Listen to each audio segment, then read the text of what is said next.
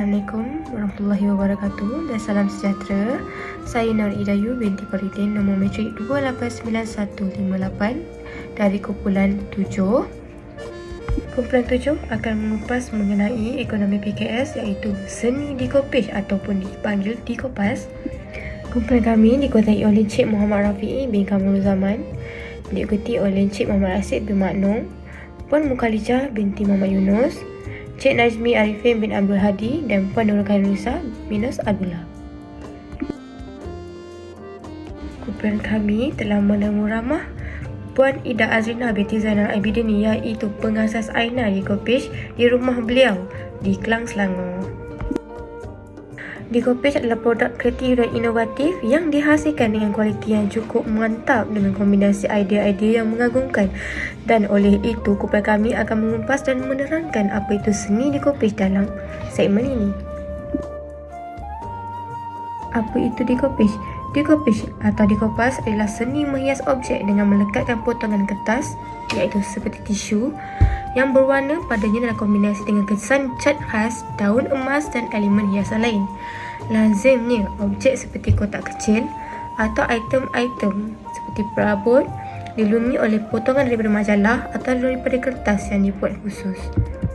Dikopis 3 dimensi ataupun ialah seni mencipta imej 3 dimensi dengan memotong elemen saiz yang berbeza-beza bentuknya daripada satu siri imej yang sama dan melapiskannya di atas satu sama lain, biasanya menggunakan pelekat. Dalam video tersebut, teknik ataupun contoh cara mengambil layar ukiran yang diwarnakan dengan tangan dan memotong serta menampalnya pada permukaan sesuatu barang. Dikopis mempunyai sejarahnya yang tersendiri. Menurut design point, kraft itu dianggap berasal dari seni kubur Siberia Timur dan kemudiannya disempurnakan di China, di mana ia digunakan seawal abad ke-12 untuk objek hiasan.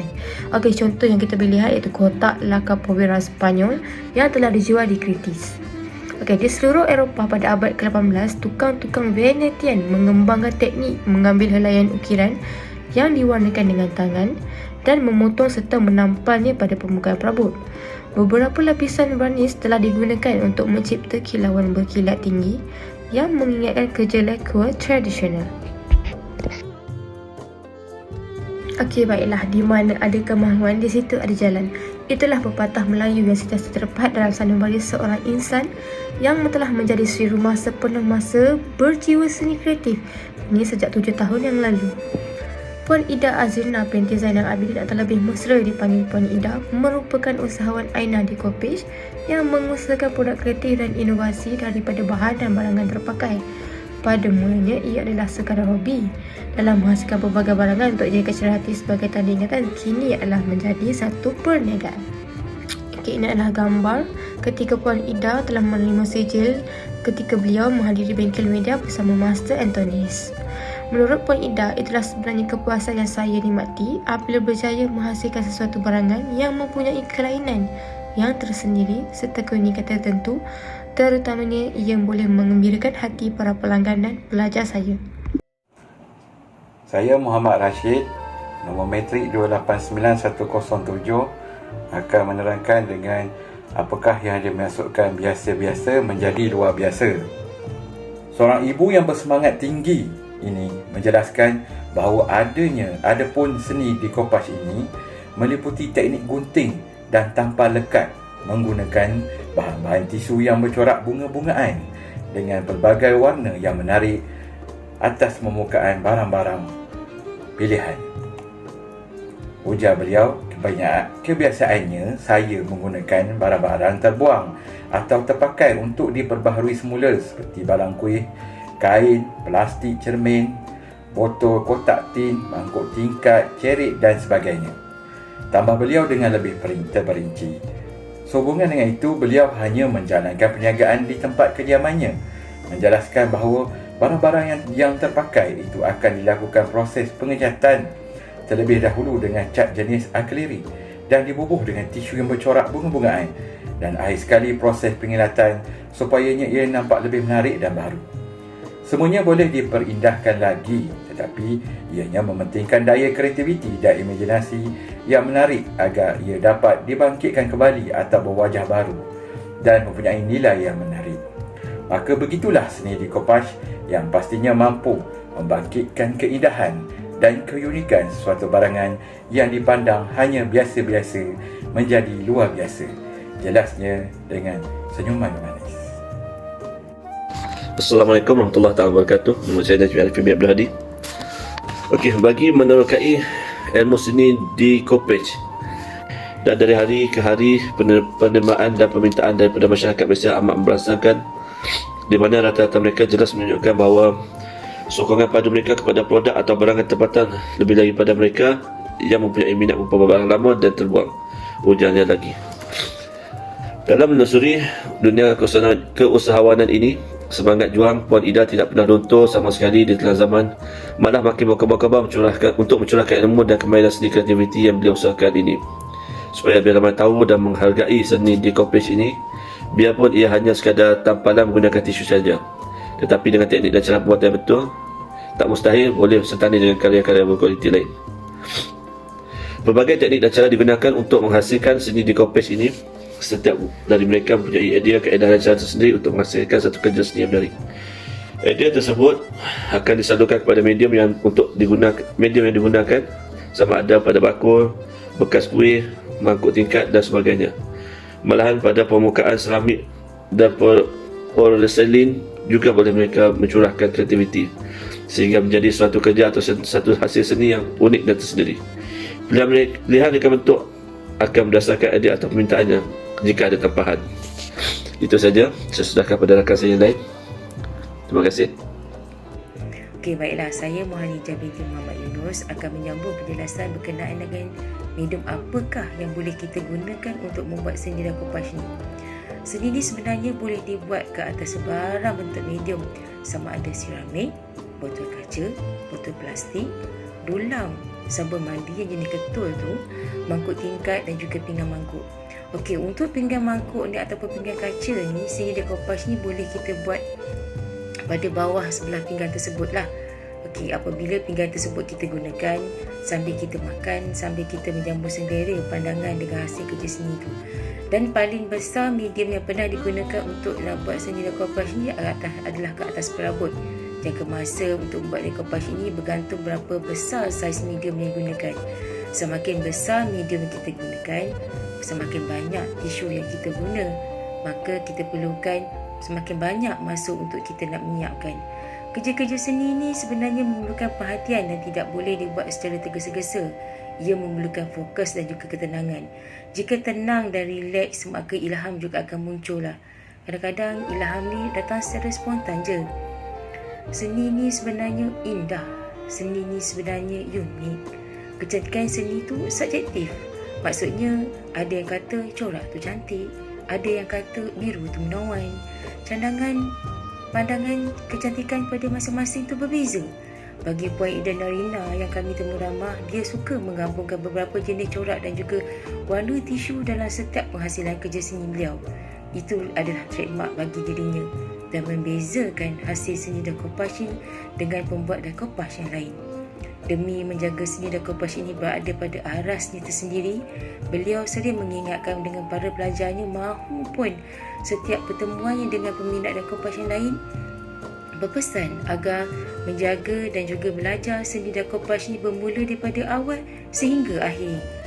Belajar jangan terlalu gopoh. Belajar satu demi satu. Belajar biarlah tamat. Jangan belajar separuh jalan. Ilmu yang ada, kita buat kerja tu lebih kurang. Kita perlu belajar mengikut cara dan kaedah yang betul, barulah hasil itu berkualiti dan juga tersendiri. Berguru biarlah beradab, belajar biarlah berakal.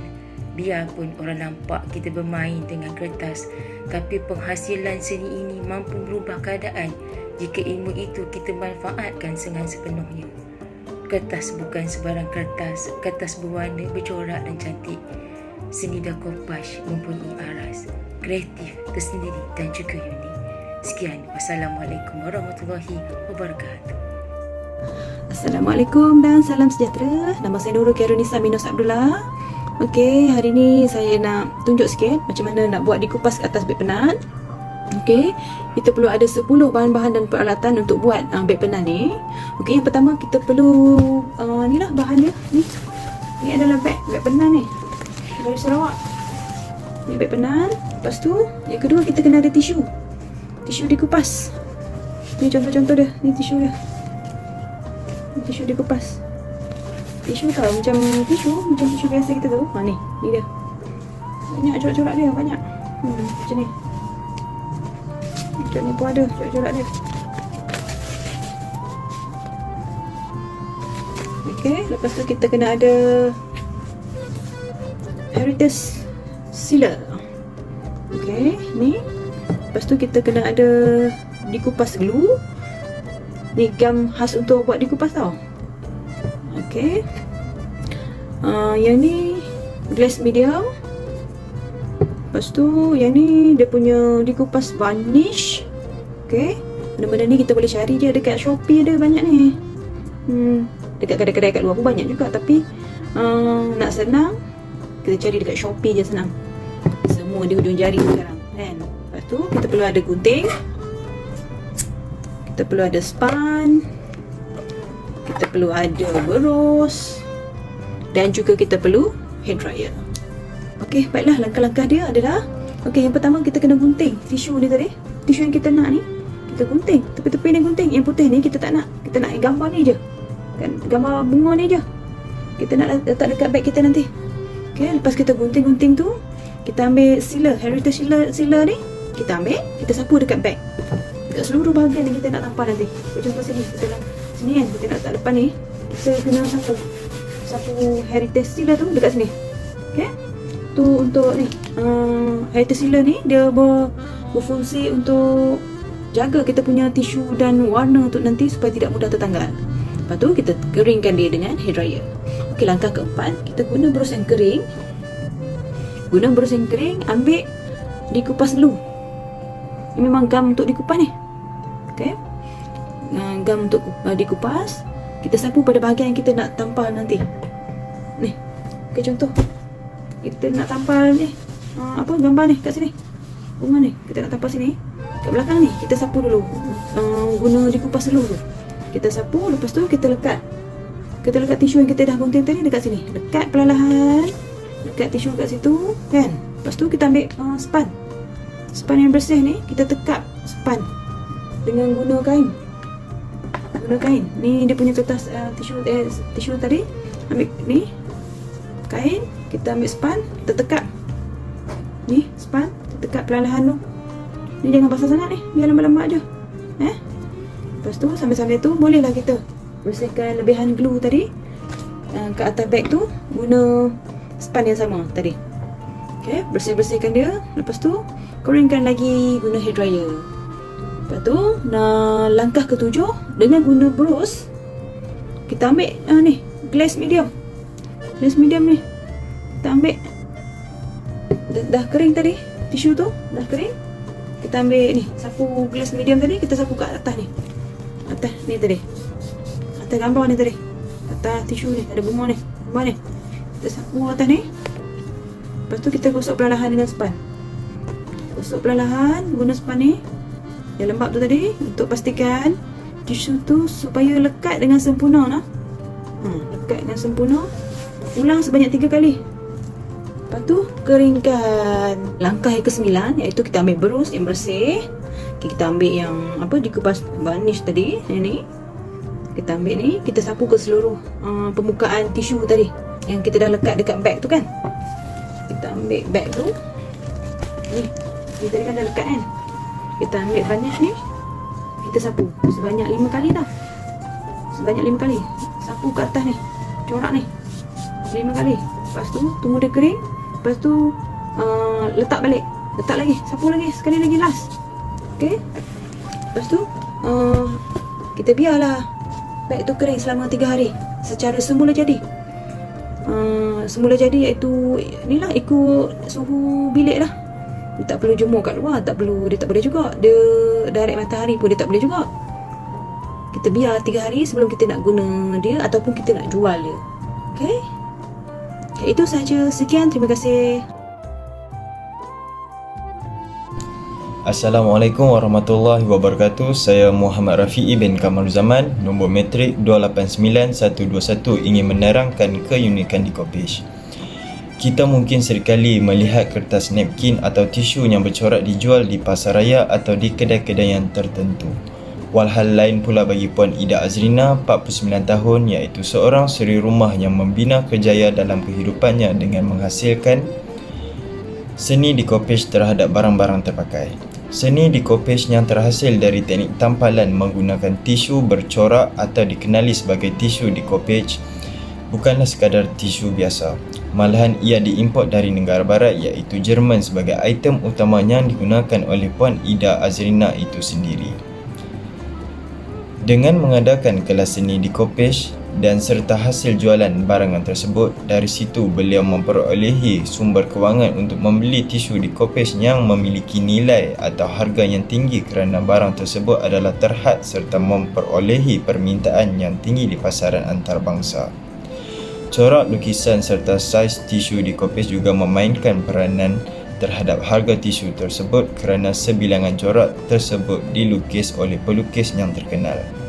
Ia juga memiliki pasaran yang terhad kerana proses pengeluaran tisu decoupage tidak dipasarkan pada setiap masa terhadap sesuatu corak. Malahan ia hanya dapat dimiliki dalam tempoh yang tertentu sahaja sebelum proses pengeluaran dihentikan pada hari Natal. Berikut merupakan koleksi tisu decoupage yang diperolehi oleh Puan Ida Azrina itu sendiri berdasarkan semasa sesi temu ramah yang telah dijalankan oleh kumpulan kami serta hasil tinjauan di akaun Facebook beliau dalam mempromosi serta menjual tisu decoupage. Tumpuan kepada segelintir individu, itulah decoupage pada masa kini sudah mula menjadi tumpuan kepada segelintir individu yang meminati dalam seni pembuatan terhadap satu barang bagi memenuhi kepuasan dalam kehidupan seharian mereka. Perkara ini juga mampu memberi pendapatan yang lebih terhadap seseorang, terutamanya golongan perempuan, ibu tunggal dan suri rumah sepenuh masa yang tidak mempunyai pekerjaan tetap untuk melakukan aktiviti yang bermanfaat serta mampu memberi kebaikan yang positif. Bagi pihak Puan Ida Azrina sendiri pula, beliau memberitahu pada awalnya pembuatan decoupage ini merupakan hobi semata-mata atau aktiviti yang dapat dilakukan pada masa terluang. Namun, ia sendiri menyedari bahawa pembuatan decoupage ini mampu menjadi peluang pekerjaan bagi memperolehi sumber pendapatan dan tidak bergantung sepenuhnya terhadap pasangannya sendiri. Hal seperti ini mampu meningkatkan ekonomi industri kecil setempat dengan adanya ilmu kemahiran yang tinggi. Ia mampu memberi kebaikan kepada masyarakat sekeliling serta dapat menyebarkan lagi ilmu pengetahuan terhadap pembuatan decoupage yang kurang mendapat sambutan yang hangat terhadap masyarakat Malaysia pada masa ini.